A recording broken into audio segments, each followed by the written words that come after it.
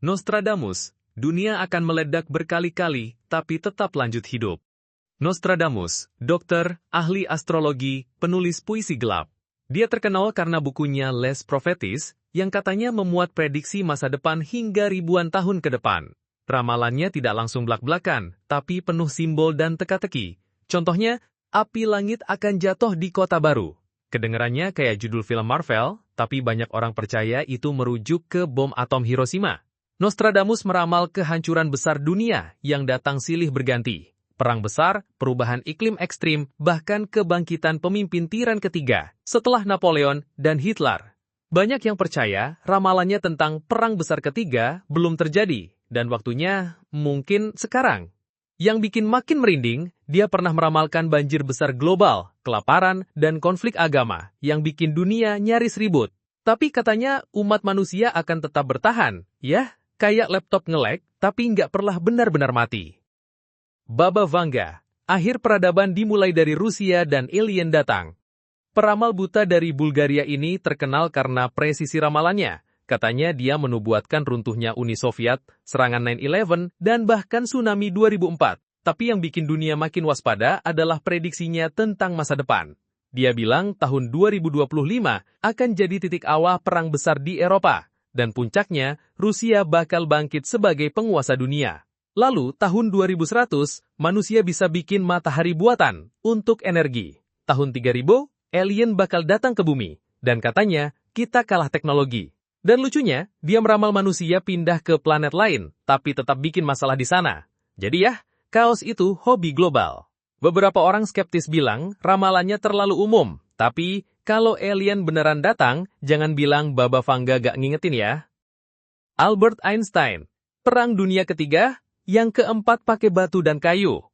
Einstein dikenal karena teori relativitasnya, tapi dia juga punya satu ramalan sederhana yang cukup bikin bulu kuduk berdiri. Saya tidak tahu bagaimana Perang Dunia Ketiga akan terjadi. Tapi saya tahu, Perang Dunia Keempat akan dilawan dengan batu dan tongkat. Artinya apa? Jika ada perang besar selanjutnya, teknologi kita akan begitu menghancurkan sampai peradaban kembali ke zaman purba. Dan anehnya, ini bukan cuma ramalan, ini juga semacam peringatan. Einstein sadar, manusia makin pintar secara teknologi, tapi secara emosi, masih suka ribut gara-gara kolom komentar. Jadi kalau kita gak hati-hati, bisa jadi satu-satunya teknologi masa depan hanyalah sandal jepit dan amarah. Ray Kurzweil, mesin akan menyamai otak manusia dan mungkin ambil alih. Ray Kurzweil adalah ilmuwan dan futurolog yang terkenal karena prediksinya soal teknologi, dan banyak dari ramalannya terbukti akurat. Tapi ada satu ramalan utamanya yang bikin geger, Singularity, tahun 2045. Itu titik di mana kecerdasan buatan atau AI melampaui kecerdasan manusia. Menurutnya, di tahun itu, kita bisa mengunggah kesadaran kita ke komputer, memperpanjang hidup, dan menghapus penyakit. Tapi kalau AI jadi lebih pintar dari kita, dan bisa berkembang sendiri, kita bisa jadi hewan peliharaan digital. Ray percaya, AI dan manusia akan menyatu. Tapi, apa jadinya kalau AI-nya bosan sama kita, atau mulai ngegas kayak GPS yang disuruh sabar? Singularity bisa jadi surga, atau update sistem yang bikin kita crash. Carl Jung, masa depan akan dikuasai oleh bayangan manusia.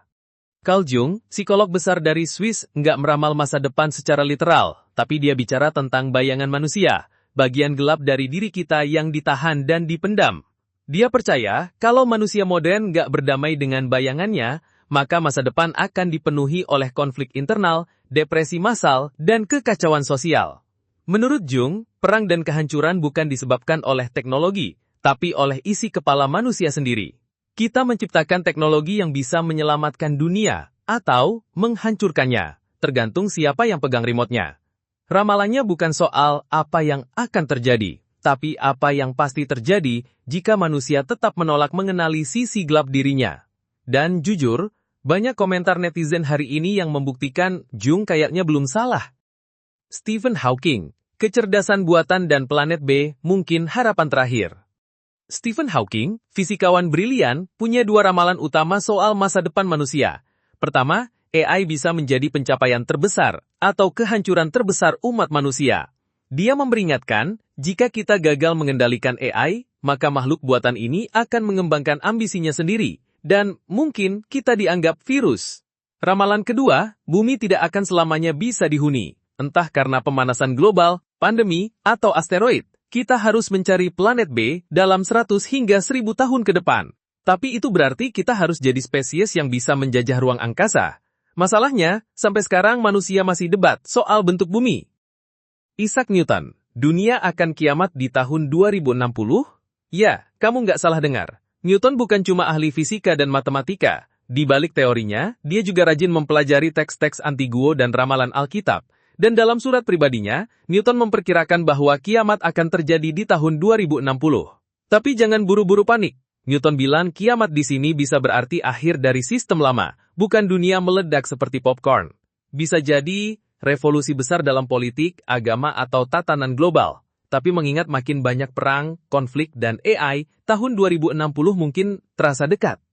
Dan lucunya, Newton juga nulis ini bukan untuk sensasi, tapi biar orang nggak asal pamik setiap muncul prediksi kiamat. Leonardo da Vinci, seniman jenius yang mewaspadai masa depan mesin perang. Leonardo da Vinci lebih dikenal karena lukisan dan desain futuristiknya, tapi banyak dari sketsanya menunjukkan kecemasan soal masa depan. Dia menggambar tank, helikopter, dan mesin perang lain jauh sebelum mereka diciptakan. Tapi dia juga menulis peringatan, manusia akan menciptakan sesuatu yang menghancurkan dirinya sendiri. Da Vinci tampaknya sadar bahwa kecerdasan manusia bisa jadi anugerah atau bumerang. Dia meramal masa depan yang sangat bergantung pada teknologi, dan teknologi yang salah pakai bisa jadi malapetaka. Uniknya, dia menggambarkan manusia terbang, menyelam, bahkan menyatu dengan mesin, kayak udah nebak masa depan manusia hybrid hari ini. Bedanya, kita bikin drone buat ambil video TikTok, bukan buat damai dunia.